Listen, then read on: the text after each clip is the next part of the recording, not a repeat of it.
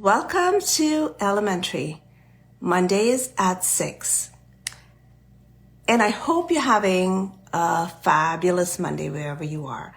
The weather's been pretty good so far. We've had some fabulous days.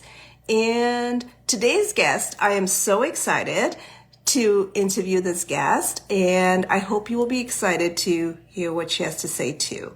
So she's going to ask me to join any minute. And so once she asks,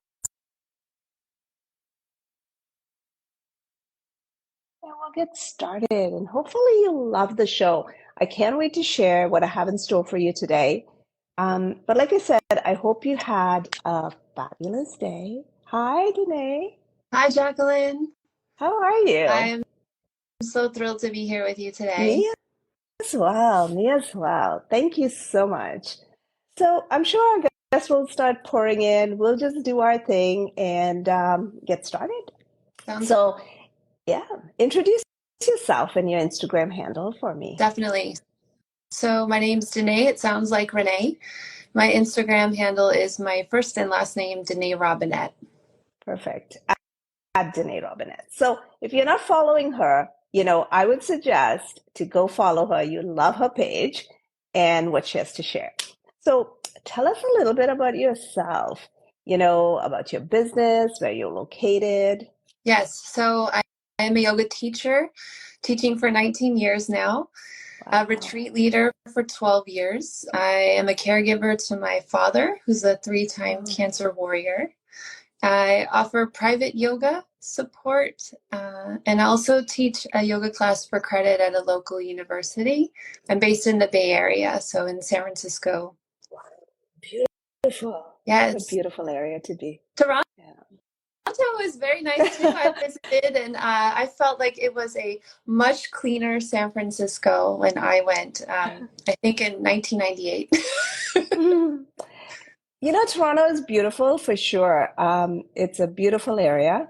And it's we have to deal with, colder weather, that kind of stuff. But, you can't have everything, right?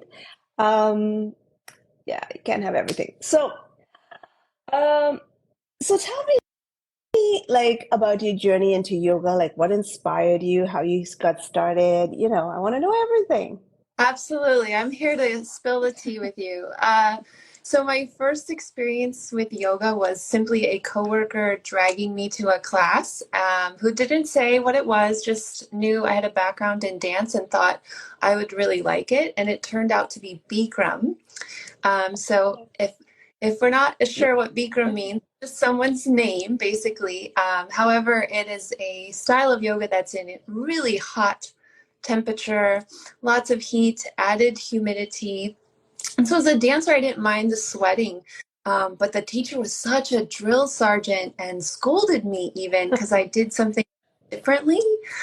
And thankfully, the last part of yoga we call shavasana, where we rest and relax.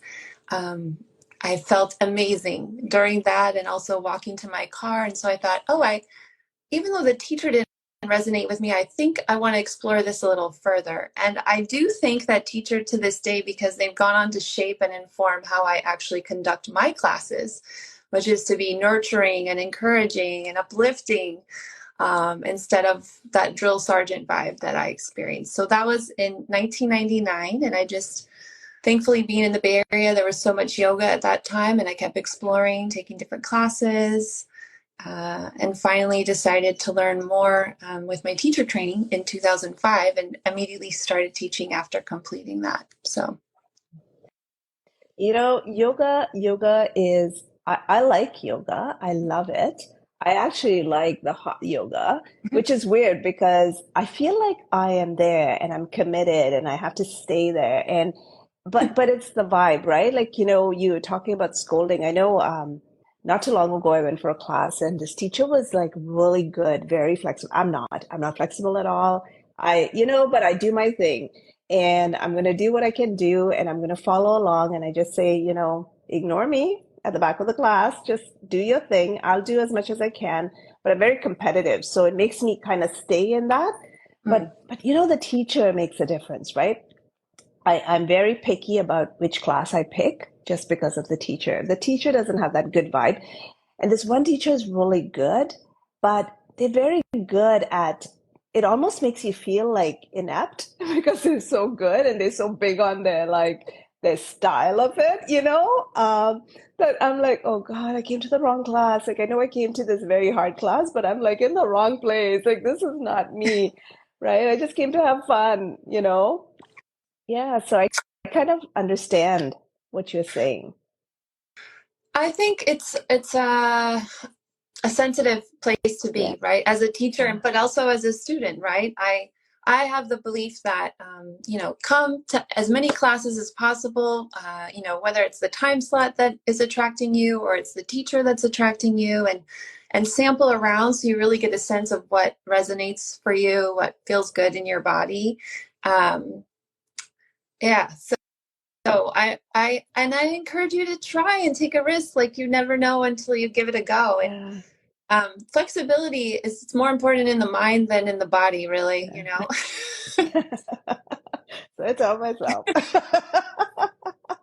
But so what do you specialize in? Like what style of yoga and like do you incorporate yeah, just tell us what style of yoga and then we can move on to the Sure. second part of my question. So I think I make it really hard for a studio owner to answer this question because I really specialize in who shows up, right? So if we have a pregnant goddess, right, we're not going to do core work. If someone's really nursing some wrist stuff from maybe carpal tunnel, too much work on screens, then we're not going to bear weight in the arms, right? So I really like to tailor it to actually the core group of people who show up again and again. So I primarily teach vinyasa that's like a bit of a Flow. flow where Yeah. there's a bit of sweat, Yeah. right, is built in the body. Hard though. And it can be hard, Yeah. it can be challenging. And also, maybe if energy is low, then we scale back, we do less is more, right? I love to lead a practice called yoga nidra, and that means sleep in Sanskrit. And so you lay down, you listen, and you just deeply relax. Um, so I like to make sure people have fun, as you mentioned before, right? I think it's a sacred practice, but it doesn't have to be uptight or serious. So I like to crack jokes, keep it light, but make sure people move their body, get a sense of strength. Balance is so important as we are aging. Yoga teaches us how to stand on our own two legs. So that's kind of what I specialize in. I like that piece about it, the balance piece, that just being in touch and, just feeling like I go for a yoga class and I feel like I've gotten like stretched out or something. I don't know like how to explain it. Like I'm a short person, so I feel like I'm like at least an inch taller when I finish. You're absolutely right. No, posture improves, right? Breath capacity increases. So absolutely, you're totally right. You do have that sense of length increasing. Yeah.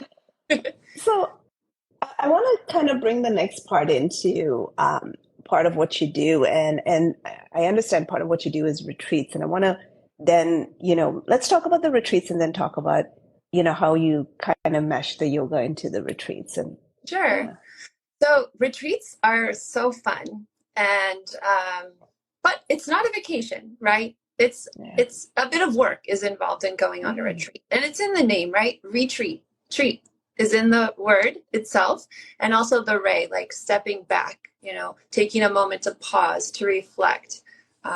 So when students come on retreat, whether it's local or international, they have to get there, right? So that's how it even starts, just the journey. So whether that's a drive in the car, a plane ride, a long haul international flight, that's when the retreat begins.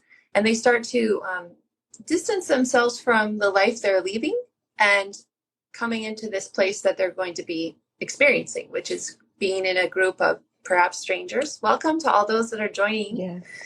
Um, Welcome. and so, there's an opportunity to deepen the practice. There's an opportunity to experience a different culture, whether through food or customs. I've taken people to Bali where we've had a Balinese dance lesson, to Iceland where we've experienced the the landscape, which is stunning, positively stunning in Iceland.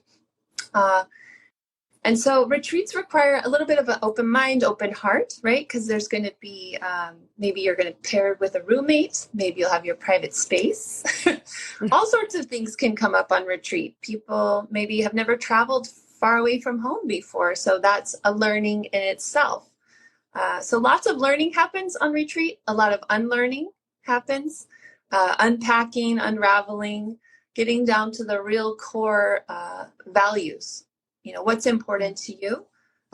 Folks will often realize some things they need to put into practice once they get home, whether that's just waking up early, you know, eating well. Food is super important on retreat so that students feel well fed and nourished. So maybe they want to adopt those practices back home to eat better.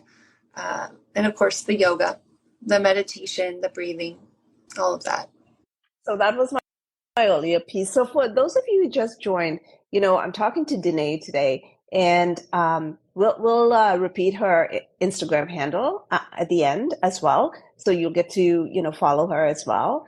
But Danae is a yoga teacher. She's been teaching for a long time, like a long, long time, and she also does these retreats. That's what we were talking about when you joined. So thank you for joining us today. And so you do incorporate some of your yoga practice teaching in your retreats as well. Yes, absolutely. So it seems the trend in yoga studios is to have a 1 hour class, maybe a 75-minute. I really like to give a 2-hour morning practice, right? So it's much more substantial than maybe what students are accustomed to. But again, we're on retreat. We're in a deep dive immersion kind of mode. So there's always optional morning meditation and pranayama, that's breath work. And then, a grab and go breakfast, something light, a 2-hour practice. And then there's time and space, depending if we are in a place outside the US where we can experience more culture, there might be excursions or activities. But I really like to keep the simplicity. People are coming on retreat to not go boom, boom, boom, boom, boom with all the activity, but to really kind of settle back into the body, get more grounded, more steady. So lots of time and space to read, to simply rest, to claim time to rest, to walk the grounds, to be in nature. Yeah, very nice. So for those of you that just joined us, if you have a question, there's a question icon below. You can drop your question in there or in the comments, and I'll follow along.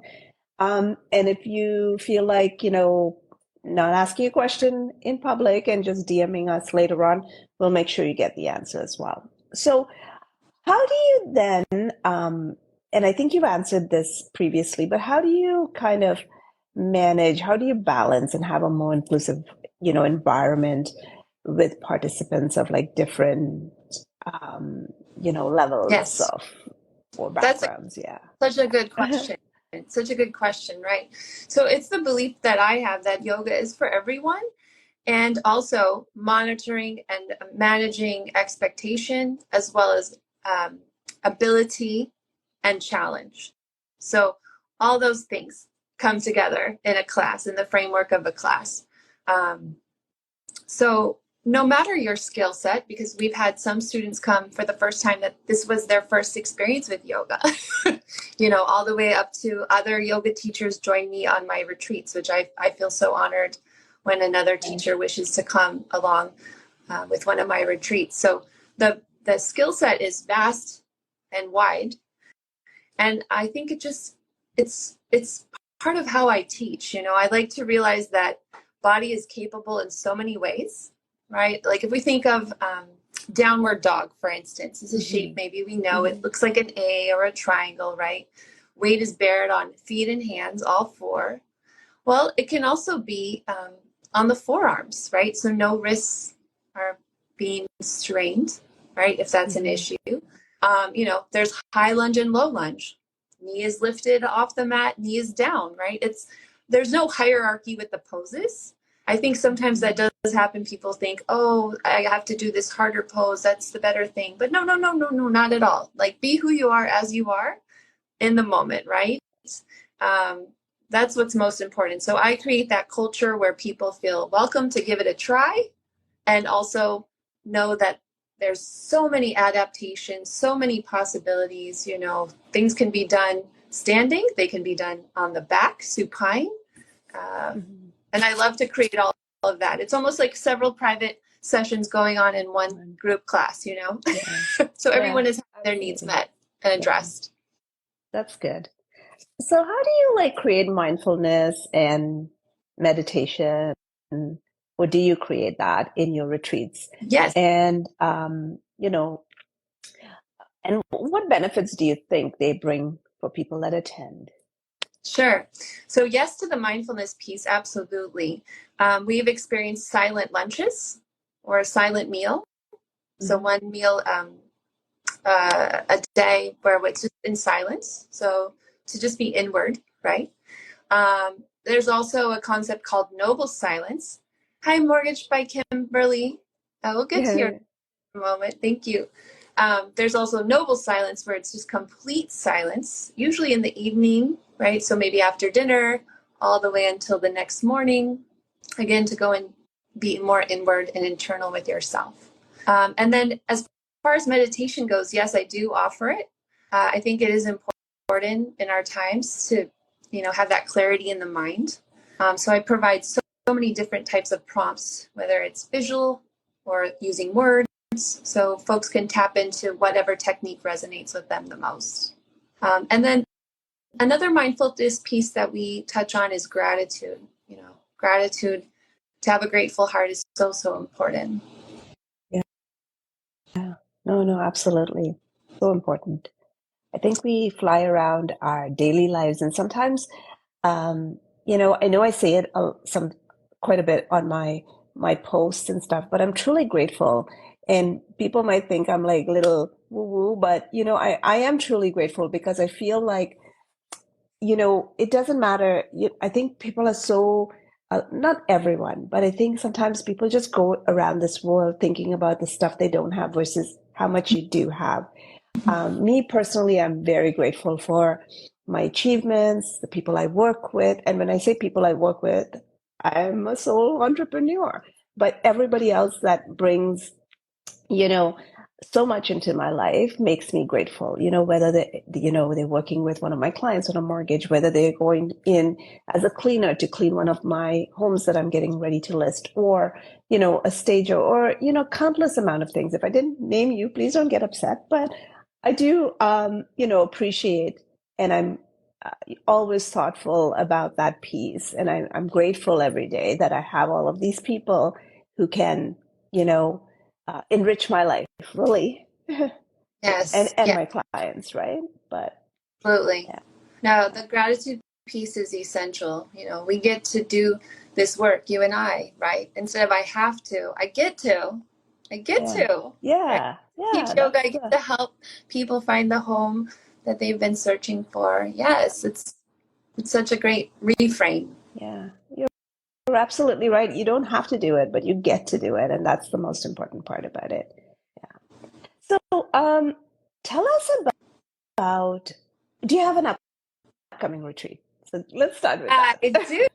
In fact, it's very exciting. I am taking women to Santa Fe, New Mexico in June. Oh, So from June 6th through the 9th, it falls on new moon, which is a potent time for setting new intentions and beginning new practices, right? And if anyone's never been to Santa Fe or just New Mexico in general, the light pollution doesn't exist. So on a new moon, it'll be an inky black sky with 1,000,001 stars. It'll just be so stunning at night.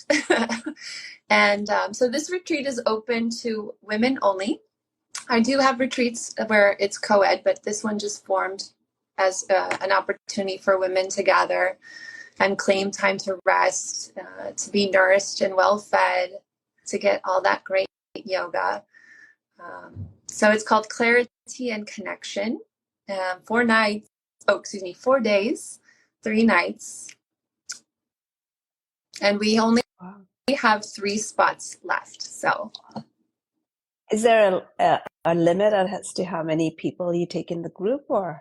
But I was hoping that it would be a smaller number this time around. We'll see how it pans out. You know, sometimes people make last minute changes, but we have three remaining spots. Very nice. Well, So, Kimberly asked about your style of yoga, and I know you mentioned it earlier, but let's address that question. absolutely. I appreciate that. Let's get to the question. I love the questions. So, Kimberly, great question. I teach all sorts of things, but my real style of yoga is that I meet people as they are, wherever they are. So, more or less, it's vinyasa, but it's a vinyasa that is providing lots of adaptations, lots of possibilities, and meeting the bhavana, which is a Sanskrit word for like the vibe, the energy. So whether you're really excited, maybe we're going to kick your asana, you know, build a little heat and sweat, or you need a little more slower tempo, more relaxation. I also lead restorative yoga, yin yoga, the lunar practices, including yoga nidra. So I hope that answered your question. Yes, perfect. And so, what advice would you give someone who was considering, attending one of your yoga retreats, if they were like a first timer?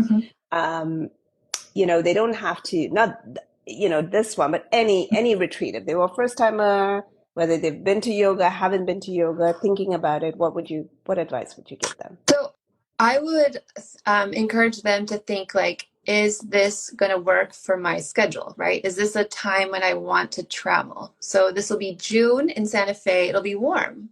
That might feel really good for folks that are in Toronto, right? It's warm here in Toronto at the same time. Yeah. Conversely, if you want,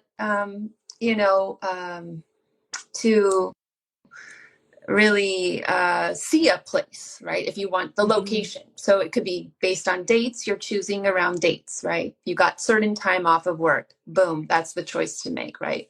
Or it's the location. You know, my first retreat that I attended as a student in 2009 was to Bali. All I wanted to do was get to Bali, right? And I redeemed airline miles. I bought some too, and I got myself there, right? I didn't know the teacher. It didn't matter to me. I just wanted to be on Bali. So then that's a consideration, location. The third might be the teacher. You either know them or you don't know them. Oftentimes it's like a mix. Students I've never met before, they come and meet me for the very first time on retreat. And for those students, I absolutely encourage a phone call. You know, now we have Zoom. We have so many ways to connect so that they can get a better sense of who I am as a person. And they can also get a better sense of my teaching by asking as many questions as they want. So they know it's a good investment for them, right? I offer that if we've never had a chance to meet or you've never been in class. And then there's a fourth consideration, which I cannot think of right now, but there is a fourth. Location, the dates, the teacher. Welcome to the 40s, I guess, is what we can say. It all happens. It happens. So I saw you post some really delicious dishes. So, yeah, so I guess you were on a retreat somewhere and you made those posts.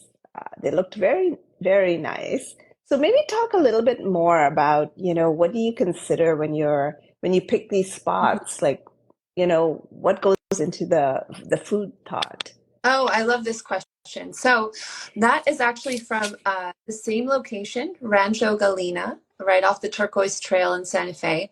And I was a student on retreat there last October. So that's kind of one of my hard and fast rules. I really like to make sure I've gone to the place, whether it's the country, the state, the venue. You know, I do drive out to certain venues here in California to vet them to make sure that it's a go and not a no, right? Yeah. If people are choosing to come along on an adventure with me, I want to absolutely make sure I can deliver a quality experience. So that's from the food, from a dynamic duo chef team, a husband and wife, Leslie and Mitch. So that's just their amazing vegetarian forward cuisine with some vegan options. Yeah. Very nice, very nice. So check out that picture I was talking about. You'll agree with me. That look very, very delicious. Um, we're coming to the end of our show. But was there anything else that I missed? And you mentioned something earlier.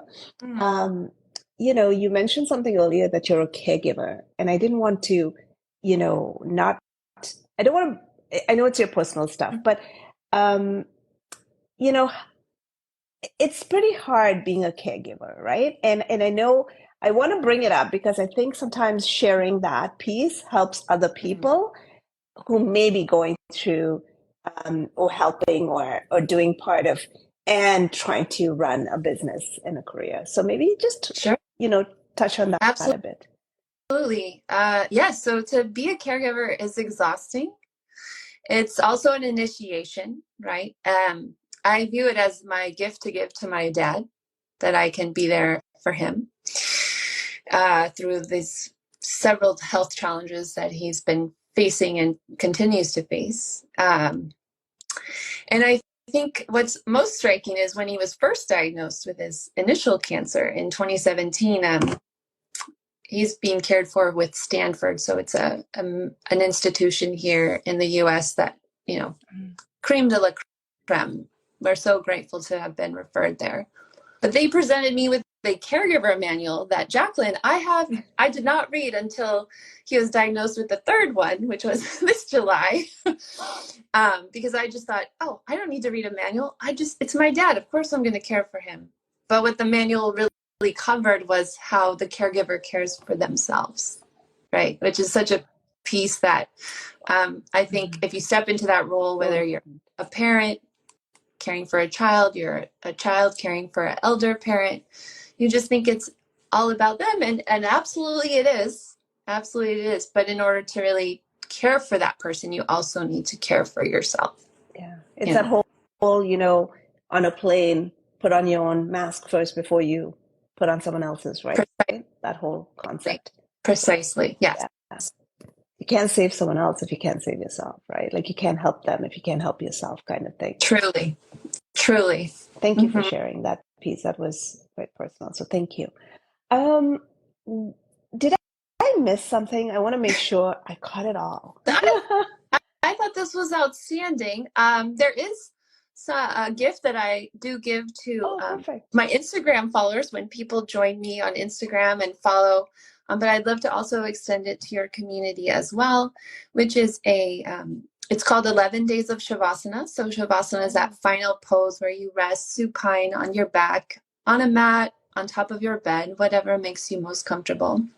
And it's 11 audio recordings that come directly to your inbox, and you'll build your capacity to rest longer in this pose, and it's guided. So you start with a 5-minute hold on day 1, working all the way up to 20 minutes on the 11th day. So that's available. That is very nice. So maybe what you can do is when we get offline, send me what it is, and what I'm going to say is I'm going to put it in my little blurb, or maybe you can respond to the blurb to say, hey, this is, something to that effect. And then, at least people know where to go and get it, even if they've missed the show and they come on later, because it sounds very interesting. You got So how can people reach you as we wrap up?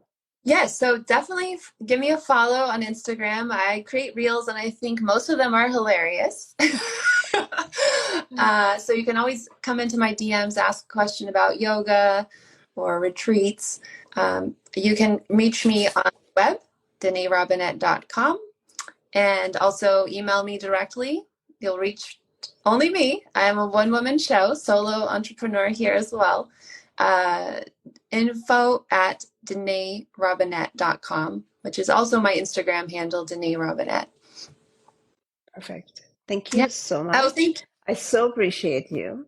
And I appreciate you taking the time to come on the show and do an interview with me. Very much appreciated. And for all of you watching, I appreciate you. I appreciate when you come on Mondays and you give me your time. As always, keep watching, keep coming back. If you have a topic that you want me to unpack further, I'm happy to interview a few people, bring some people on the show. So DM me. Once again, my name is Jacqueline Watson, and I am a realtor with Sutton Group in Toronto. So until next Monday. And Ruben, I'm so sorry. I know you just joined and we're like done, but catch the replay because you're going to love it. You're going to love it. So until next Monday, we'll chat then. Actually, next Monday is Family Day for us. So we probably won't have a show Monday, but I'm going to be back the following day and you're going to be excited. My guest is on today. He's going to be so excited to come on. The following Monday. Anyhow, until then, we will chat later. Thank you so much and have a great evening. Bye. Thank you.